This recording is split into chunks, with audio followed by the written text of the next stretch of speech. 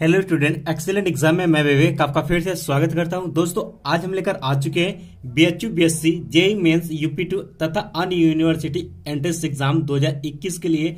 आज हम पढ़ेंगे इसमें मैथ में ये दोस्तों आपका क्लास फर्स्ट रहने वाला है और इसमें हम पढ़ेंगे लघुगणक यानी कि लॉगरिथम्स। ठीक है, तो दोस्तों बहुत ही बेसिक से इस क्लास को शुरू करेंगे, तो क्लास को अंत तक देखिएगा तभी आपको सब कुछ क्लियर होगा।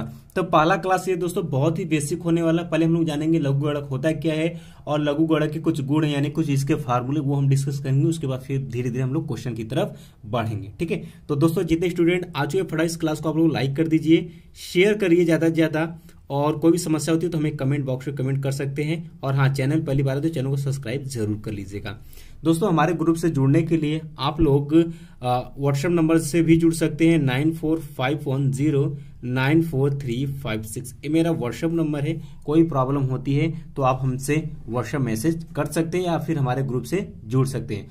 और दोस्तों जो नए स्टूडेंट हैं उनके लिए कहना चाहेंगे कि 12th की ध्यान सुनिएगा, 12th का और 11th का क्लास बहुत ही जल्द शुरू होने वाला है, 2022 का नया बैच। तो इसके लिए भी आप लोग जुड़ सकते हैं। ठीक है, अब दोस्तों शुरू करते हैं क्लास की।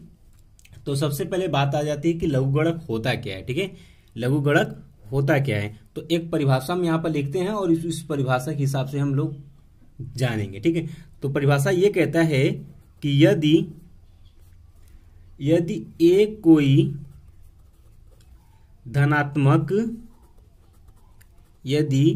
कोई धनात्मक वास्तविक संख्या, ठीक है, धनात्मक वास्तविक संख्या इस प्रकार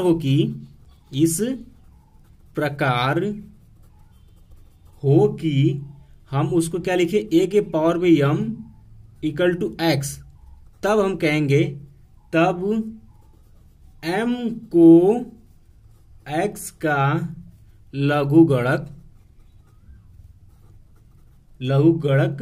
कहा जाता है। लघुगणक कहा जाता है। इसे लॉग, ध्यान सुनिए कैसे प्रदर्शित करेंगे, इसे log x base a equal to m के रूप में लिखा जाता है या प्रदर्शित किया जाता है। ठीक है, अभी हम आपको फिर से समझाते हैं।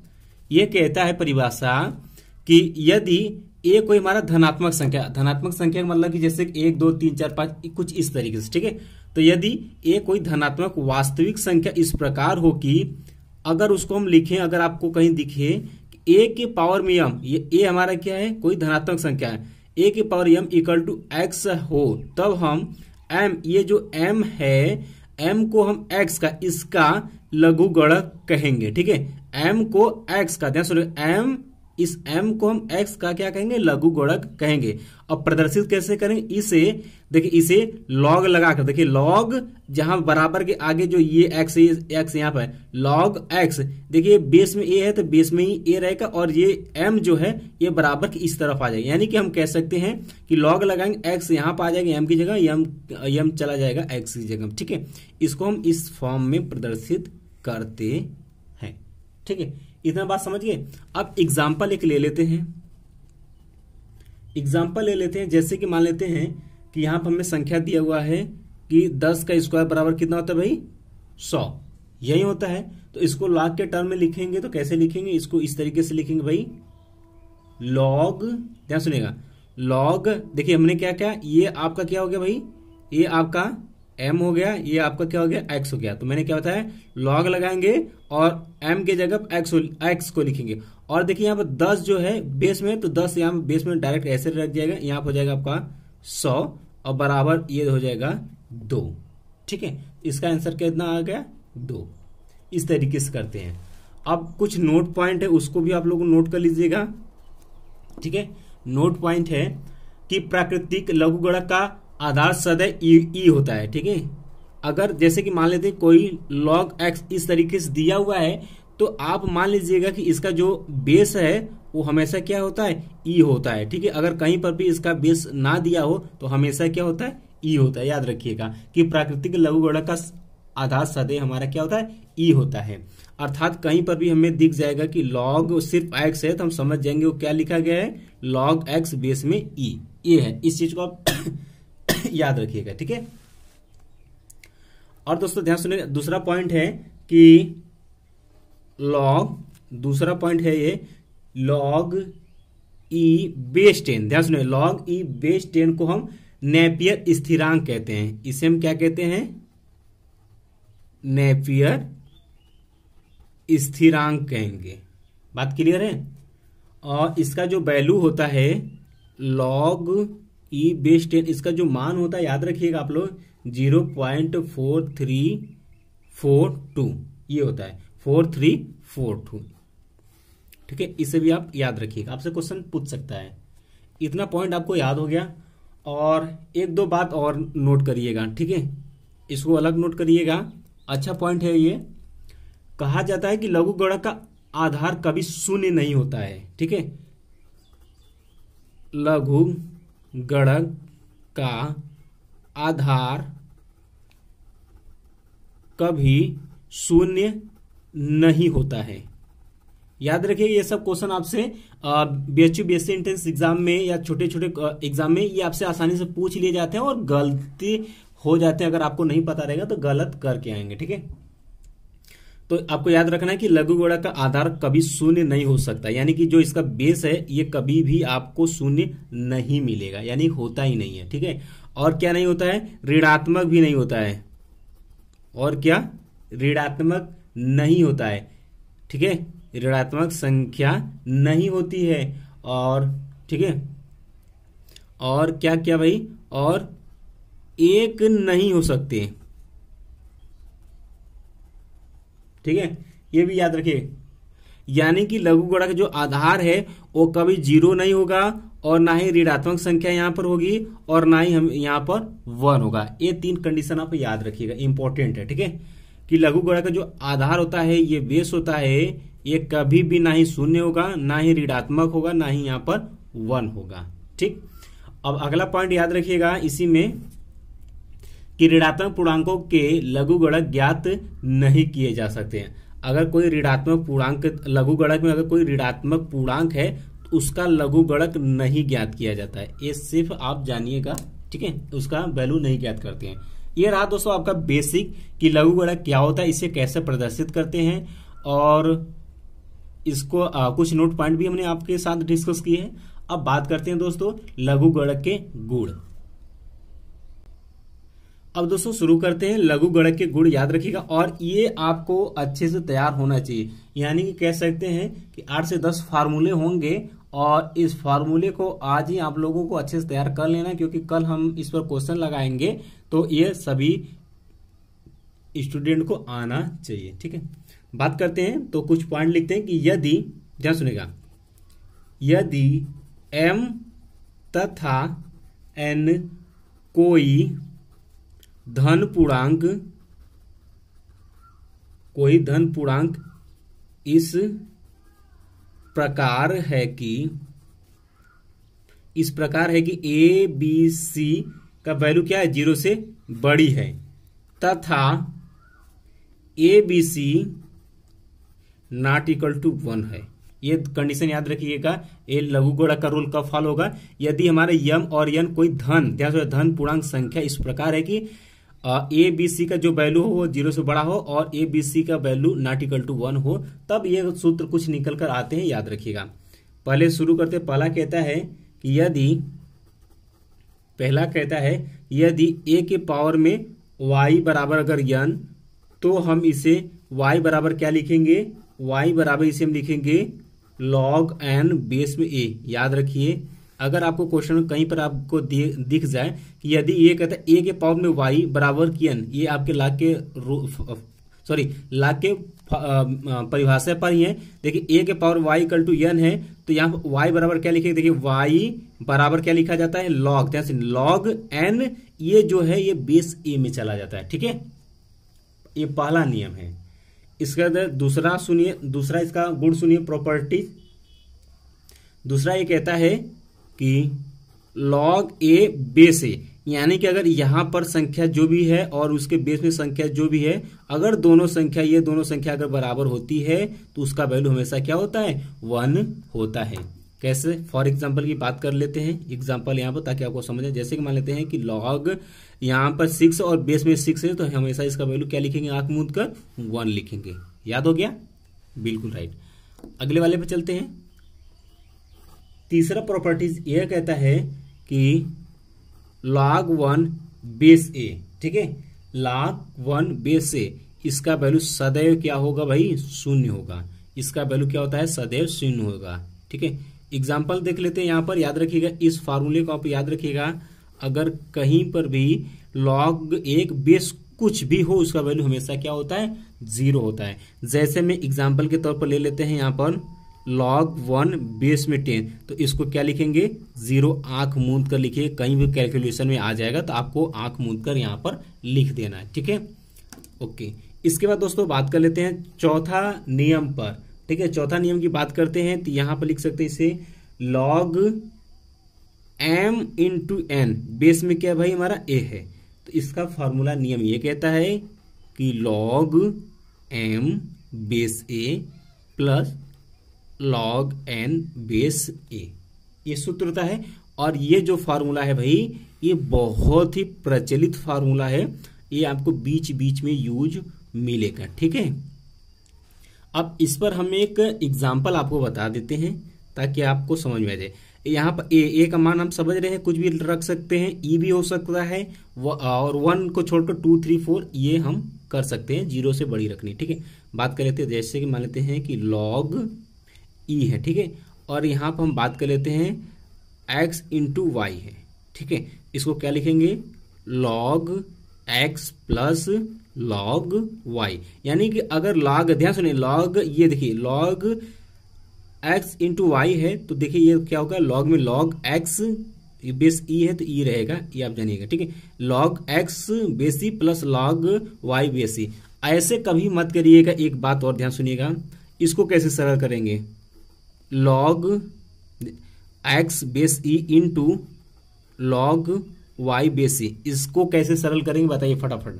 क्या इसको हम इस तरीके से लिख सकते हैं, कमेंट करके बताइए भाई, कि log x base E plus log y base E, क्या इस तरीके से इसको हम लिख सकते हैं, तुरंत बताइए, ठीक है, बताइए, हम कमेंट देखेंगे आप लोगों का। तो दोस्तों ध्यान सुनिएगा, अगर ऐसे अगर आपको कहीं पर भी दिख जाए तो इसके बराबर ये बिल्कुल मत लिखिएगा, ये आपका क्या माना जाएगा, गलत माना जाएगा। ये देखिए log कोष्ट में ही जब रहेगा जो वैल्यू, उसको इस तरीके से खोल सकते हैं, लेकिन अगर log लगाकर इंटू रहेगा तो इसको इस प्लस में नहीं कर सकते, याद रखिएगा, ये गलत माना जाएगा, ठीक।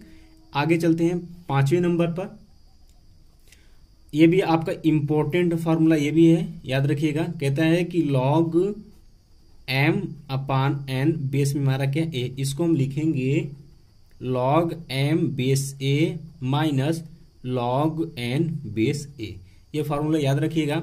एग्जाम्पल के तौर पर बात करना चाहेंगे तो इसको हम क्या लिख सकते हैं भाई, इसको हम क्या लिख सकते हैं, इसको हम लिख सकते हैं, एक एग्जाम्पल ले लेते हैं, log यहाँ मान लेते हैं कि 3/7 है, बेस हमारा क्या है, e है, ठीक है। तो अगर ऐसे क्वेश्चन है तो इसको हम लिख सकते हैं कि log 3 माइनस के log 7, बेस में e है तो e हो जाएगा, ठीक है। इस तरीके से हम इसको खोलेंगे, तो ये बीच बीच में आपको दिखेगा क्वेश्चन में, आपको इसको सरल करना पड़ेगा। तो अगर इस पॉइंट में अगर ऐसे अगर आपको दिख जाए तो ऐसे कर सकते हैं, अगर ऐसे भी रहेगा तो सरल करने के लिए ऐसे भी कर सकते हैं।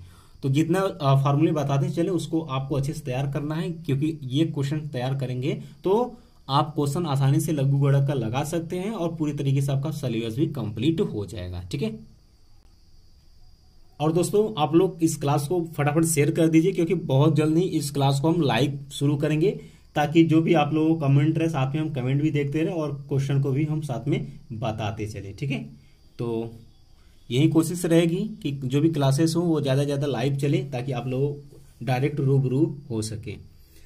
और इसके बाद दोस्तों अगले फार्मूले की तरफ बढ़ते हैं। अगला फार्मूला ये कहता है log m के पावर में n दिख जाए, बेस मान लेते हैं a है, तो इसको क्या लिखेंगे, देखिए ये जो पावर में होता है ये आगे चला जाता है log के, यानी कि हो जाता है n log m बेस में a, ये भी आपका इम्पोर्टेंट है, ठीक है, ये भी आपका क्या है, इम्पोर्टेंट, याद रखिएगा, ये आपका इम्पोर्टेंट, ये भी आपका यूज होता है बहुत, ठीक है।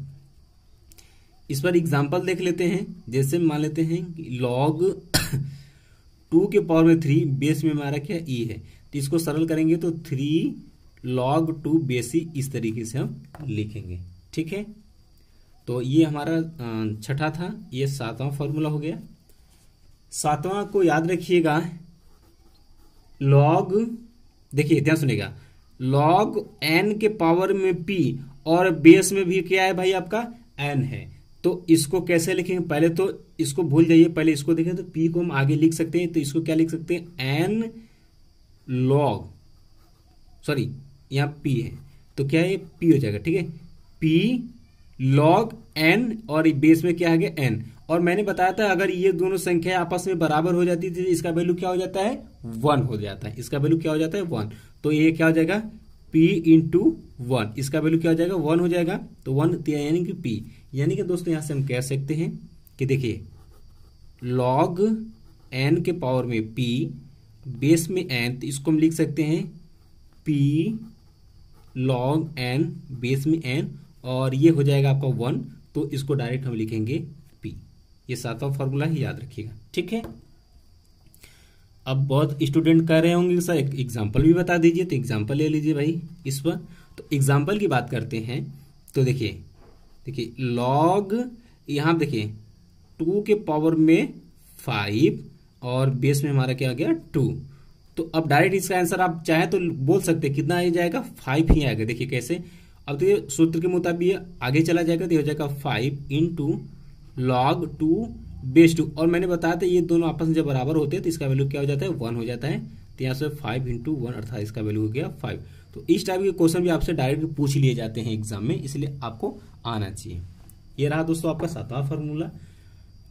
8वें की तरफ बढ़ते हैं। 8वां कहता है कि log, ध्यान सुनिएगा, log n के पावर में p ले लेते हैं, n के पावर में p, और दोस्तों इस n के पावर में q। ये इंपॉर्टेंट है, जब सवाल का लेवल थोड़ा सा बढ़ जाएगा तो इस बेस पर आपसे क्वेश्चन पूछेगा, याद रखिएगा। कहता है log n के पावर में p बेस में n के पावर में q है, ठीक है। अब ध्यान सुनिए, अगर क्वेश्चन आपको कहीं पर भी दिख जाए तो ध्यान सुनिए कैसे इसको सरल करते हैं। देखिए log के नियम से n के पावर में p रहेगा, तो p क्या आ जाएगा हमारा, बाहर चला जाएगा। बात क्लियर है। अब ध्यान सुनिएगा, अगर किसी बेस में आधार में अगर आधार के पावर में q होता है तो वो लाग के आगे वो बटे में जाता है, ठीक है, वो लाग के आगे बटे में, तो p अब बटे के यहाँ पर q हो जाएगा इंटू ये हो जाएगा आपका log n बेस n, और इसका वैल्यू क्या हो जाएगा, पूरे का 1 हो जाएगा, तो ये हो जाएगा p अपान q, ठीक है। एक नोट पॉइंट भी यहाँ पर आप दर्शा लीजिएगा, यहाँ पर, ठीक है। अगर आपको यहाँ पर दिख जाए, जैसे कि ध्यान सुनिएगा, log यहाँ पर मान लेते हैं आपका p है, ठीक है, और यहाँ पर बेस में क्या है भाई, n के पावर में q है, तो इसको कैसे, ये जो q है इसको हम 1 अपान q into log p base n, इस तरीके से हम लिख सकते हैं, समझने के लिए आपको बताएं, ठीक है। इसको आप नोट में डाल लीजिएगा। ये हो गया, ठीक है। 8वां फार्मूला तैयार हो गया। अब 9वां की तरफ बढ़ते हैं। 9वां ये कहता है कि a के पावर में log n बेस a, ध्यान सुनिएगा, a के पावर में log n बेस a है, तो इसका वैल्यू जो होता है वो हमेशा क्या होता है, n होगा, ठीक है, याद रखिएगा इसे भी, ठीक है, इसे भी आप याद रखिएगा। एग्जाम्पल के तौर की बात करें भाई, तो एग्जाम्पल में आप लिख सकते हैं कि 2 के पावर में log, यहाँ पर क्या हो जाएगा 5, बेस में आपका फिर 2 है, तो इसका वैल्यू हमेशा क्या हो जाएगा आपका 5, इस तरीके से होगा। अब बोल रहे हैं कोई बच्चा कि यहाँ पर सर बता दीजिए, तो यहाँ के लिए सरल करना चाहें तो भाई तो इस तरीके से करेंगे। देखिए log 3 के पावर में 4, और यहाँ बात करते हैं तो 3 के पावर में 5, तो मैंने क्या होता है, इसके पावर में ये आपका आगे चला जाएगा log के 4, और ये बटे में जाता है, तो 3 बटे के 5, ये हो जाएगा log 3 बेस 3, इसका वैल्यू क्या हो गया 1, यानी कि 4 अपान 5 इसका क्या हो जाएगा, आंसर आ जाएगा। इस तरीके से करेंगे क्वेश्चन को, ठीक है, ये हो गया। और इसके बाद दोस्तों लास्ट है हमारा, और ये भी देख लीजिएगा।